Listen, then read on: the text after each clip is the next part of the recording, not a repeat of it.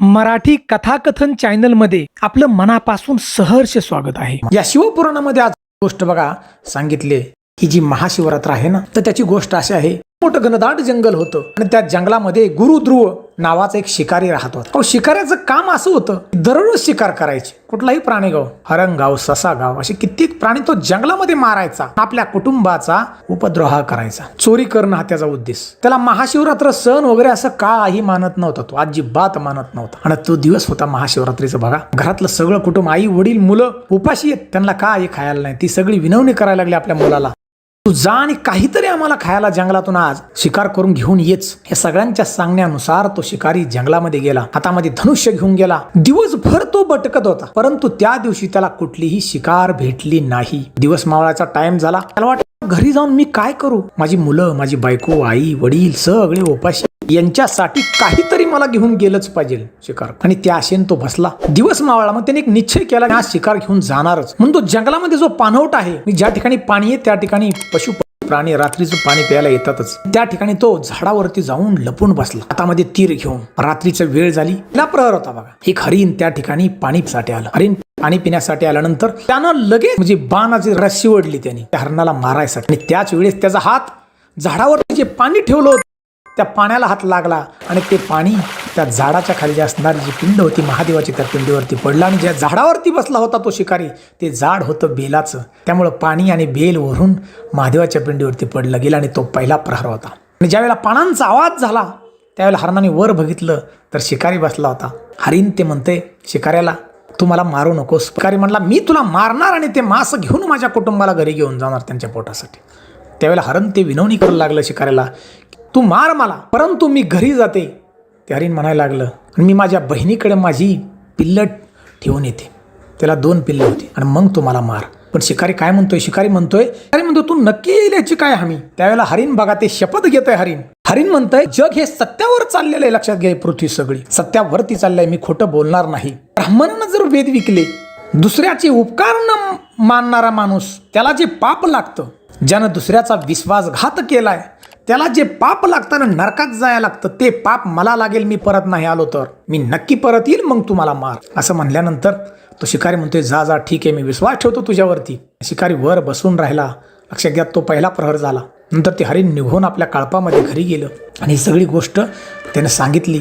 आणि त्यावेळेला जी हरणीची बहीण होती दुसरी, ती बहीण म्हणली मी जाते। त्यावेळेला दुसरी हरिण बघा, त्याची बहीण ती परत आली। आणि त्यावेळेला शिकाऱ्याला वाटलं, आत्ता हे तंदुरुस्त हरिण आलंय, मी त्याला मारणार आणि माझ्या घरच्यांना घेऊन जाणार खाण्यासाठी। आणि त्यावेळेला तो बाण ताणणार रस्सी बाणाची, त्याच वेळेस त्याचं पाणी ना वरून भांड्यातलं ते पाणी परत पिंडीवर खाली पडलं। बेलाची पानं वरून परत त्या पिंडीवरती खाली पडली। दुसऱ्या प्रहरीला सुद्धा अभिषेक झाला म्हणावा लागल तो।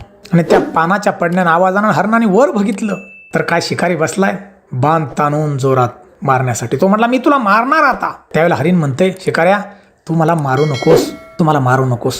माझी जी मुलं आहेत, जी 2 पिल्लं आहेत अजून, ती माझ्या स्वामीकडे मी ठेवून येईल आणि नंतर मला तू मार। त्यावेळेला शिकारी म्हणतोय, पहिल्या हरणीने सुद्धा मला हेच सांगितलं, तू सुद्धा हेच सांगतेस। त्यावेळेला ते दुसरं हरिण म्हणतंय की मी भगवान विष्णूची शपथ घेते, भगवान श्री विष्णू या जगाचे निर्माते आणि पालन पोषण करणारे यांची शपथ घेते की मी नक्की परत येईल, माझ्या स्वामीकडे पिल्लं ठेवील आणि मी नक्की परत येईल। की वैदिक धर्माप्रमाणे ज्यानं लग्न केले आणि जो पुरुष दुसऱ्या स्त्रीबरोबर मिलन करतो त्याला जे पाप मिळतं ते पाप मला लागेल, मी परत नाही आलं तर। जो माता पित्यांचा सांभाळ करत नाही अशा लोकांना जे पाप लागतं ते पाप लागल मला परत नाही। आणि जो भगवान विष्णू भक्त असून सुद्धा शंकराची निंदा करतो त्याला जे पाप दिलं जातं, वर शिक्षा दिली जाते, ती शिक्षा मला लागल परत नाही आले तर। असं म्हणल्यानंतर तो शिकारी म्हणतोय, ठीक आहे तू जा आता, पण परत नक्की ये। असं म्हणून ते हरिण तपामध्ये परत गेलं।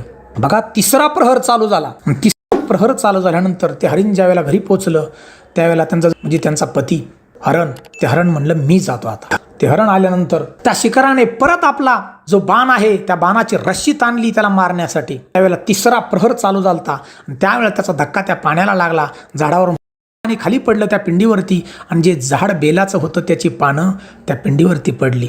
म्हणजे तिसऱ्या प्रहरला सुद्धा परत त्याच्या हातून तो अभिषेक अंभोचा झाला। आणि त्यावेळेला बेलाच्या पानाचा जो आवाज आला त्यानं तो हरिण वरती बघितलं, त्याने शिकारी बघितला आणि त्यावेळेला शिकायला ते हरिण सांगतंय, हे शिकाऱ्या तू मला मारू नकोस। अहो ते हरिण किती सुंदर बोलतंय. ते हरिण म्हणतंय की माझं जे दष्टपुष्ट शरीर आहे त्यानं तुझा आत्मा शांत होईल, तुझ्या घरच्यांचा जो आत्मा आहे पोट भरून शांत होईल, हे माझं भाग्य आहे. परंतु माझी जी पिल्लं आहेत ती माझ्या पत्नीकडे मी देऊ नये. म्हणतात ना, मुलांची जर आई असं त्याचं संगोपन हे नीट होतं. परंतु त्यावेळेला शिकारी म्हणतो तू नक्की येईल याची काय हमी.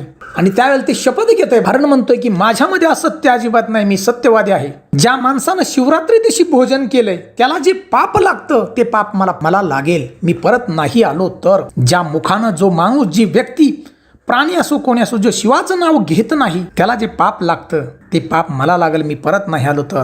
अजून ते हरिण म्हणतंय सामर्थ्य असून जो दुसऱ्याची मदत करत नाही त्याला जे पाप लागतं ना ते पाप मला लागल, मी परत नाही आलो तर. ज्याची वाणी खोटी आहे त्याला पाप लागतं, ते पाप मला लागल, मी परत नाही आलो तर. अहो, शंकराची पूजा न करता जो भस्म लावतो त्याला जे पाप लागतं ना ते पाप मला लागल, मी परत नाही तकडा आलो तर. असं म्हणून ते हरण परत आपल्या कळपामध्ये निघून गेलं. शिकाराने सोडून दिलं त्या ठिकाणी, त्याला जा तू परत ये म्हणला. आणि ज्या वेळेला ते हरण आपल्या कळपामध्ये जाऊन पोचलं त्यावेळेला त्याची मेहुणी म्हणजे त्याची बायको, त्याची मुलं सगळी म्हणायला लागली त्या हरणाला की स्वामी तुम्ही जाऊ नका, आम्ही जातो, आम्ही गेलो तर तुम्ही त्यांचा मुलांचा सांभाळ करा असे म्हणायला लागलं.